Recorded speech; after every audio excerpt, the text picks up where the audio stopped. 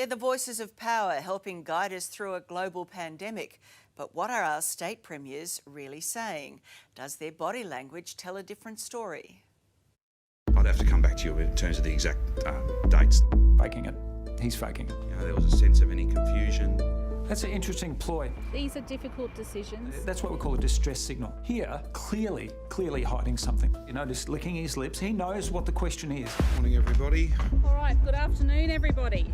They're in our lives and our lounge rooms. Hi everyone, thanks very much for waiting. Good morning, everybody. Day in, day out. Good afternoon and welcome to... Like part of the furniture, really.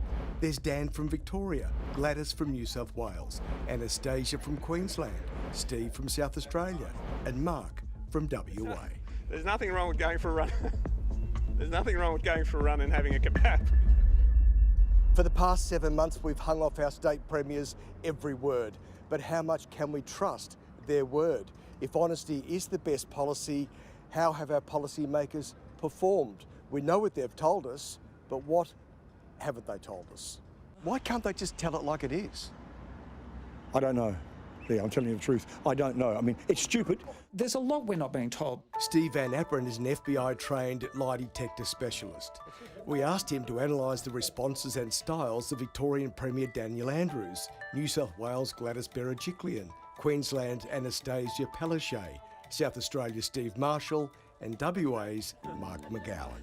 So holistically, I like to look at 4 different parameters, and that's verbal, non-verbal, body language, conflict, contradiction, paralinguistic style, that relates to the tone, pitch, voice modulation, response latency, superfluous fillers, and the content and structure of how people say it. As you'd expect, Daniel Andrews in Victoria is under the most pressure. With Daniel Andrews, we see very controlling. It's all about compliance and control insofar as getting people to do what he wants them to do. If you're just making a selfish choice that, you know, your alleged personal liberty, quoting some, I don't know, something you've read on some website, you know, this is not about human rights. Well, there's 10 families that are going to be burying someone in the next few days. Wear a mask. It's not too much to ask. There, if you look at his face, that's a typical micro-expression of anger and disdain.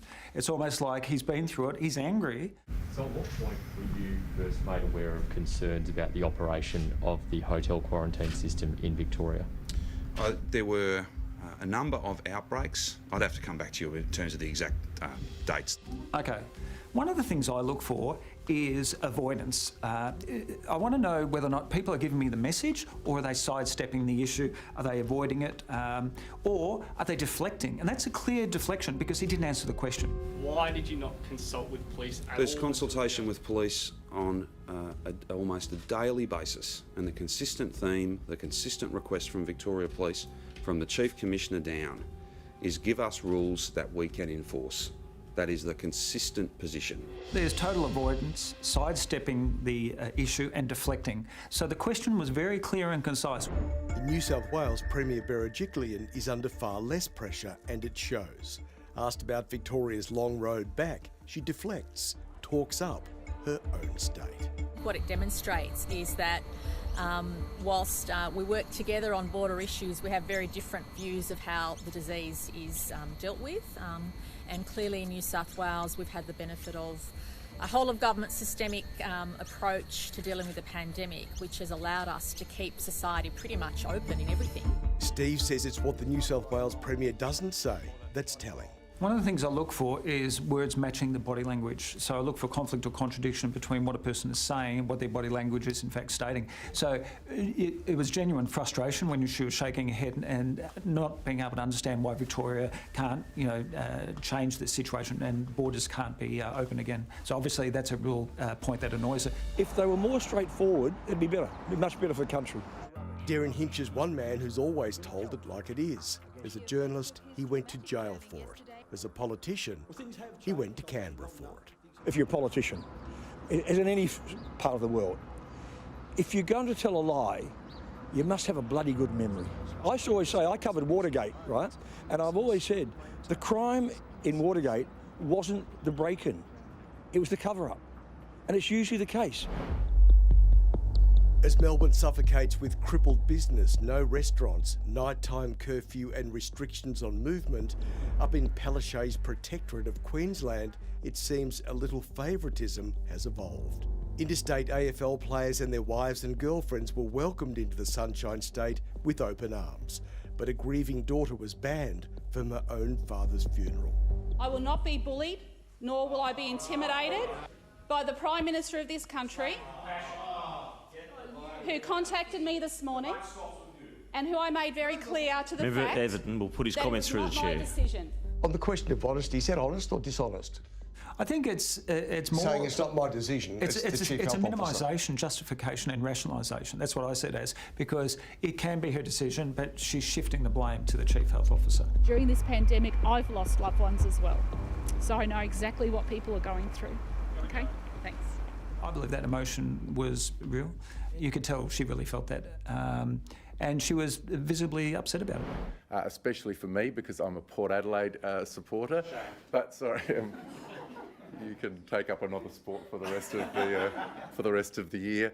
Righto, let's go to Crow-Eater country, South Australia. Look, I don't want to be offensive to South Australians, but why would you want to go there? With no active corona cases, Steve Marshall is fudge-free. Very much more relaxed style, much more effective communicator in getting the message out, but boring to listen to. Sorry, Premier. Further west, life is normal in WA, which makes for a very relaxed Premier Mark McGowan. What has occurred over in Victoria is so sad and tragic. Too many lives have been lost. It's awful. It's devastating for those families who have lost their loved ones. Very interesting. When he walks in, hand in a pocket, adjusts his tie, very relaxed, but then he goes straight to the paper and he starts reading it. You lose a lot of your audience. When you're talking about such terrible issues, you need to make good eye contact. It's almost like he's just reading it and there's not that degree of emotion. He may feel it, but it doesn't show. When you talk about truth and in politics, I think back to two things. One, a Premier, Joe Bjelke-Petersen, who got around it by saying, never answer the question they ask you, always answer the question you wanted them to ask you. It's the weirdest thing I've ever seen. Of course, there's one political leader who trumps them all, the one and only, and thank goodness for that, Donald Trump. I'm getting ready to say something about fake news, etc., etc. The lights start going off, so I'm not going to say, whoop, one just went off. Come on, we had to include him just for entertainment value. It's a great plan. Every time Trump disagrees with somebody, he goes into lockdown, he becomes defensive and starts, it's almost like he's trying to hold himself back from actually saying what he really feels. Once he listens, then he'll attack. Now the Democrats are politicizing the coronavirus. They tried the impeachment hoax. That was on a perfect conversation. And this is their new hoax. Trust the people more. We'll give the people more respect. Give them more respect by telling them the truth. Premier Daniel Andrews will appear at the hotel quarantine inquiry on Friday.